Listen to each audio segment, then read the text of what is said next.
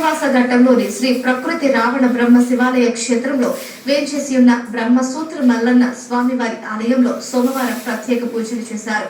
వివిధ ప్రాంతాల నుంచి పెద్ద సంఖ్యలో భక్తులు ఆలయానికి విచ్చేసి పూజలు, గోదావరి జలాలతో స్వయం అభిషేకాలు చేసి ప్రణమిల్లారు.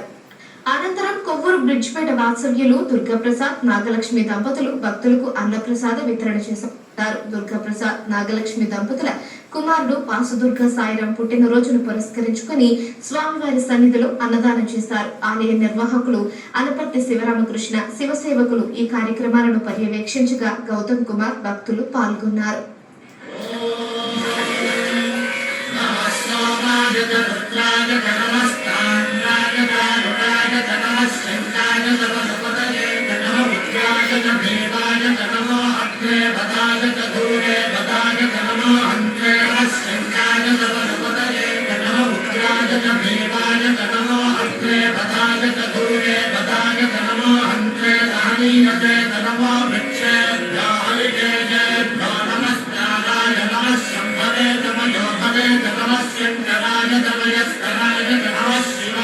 శివాయ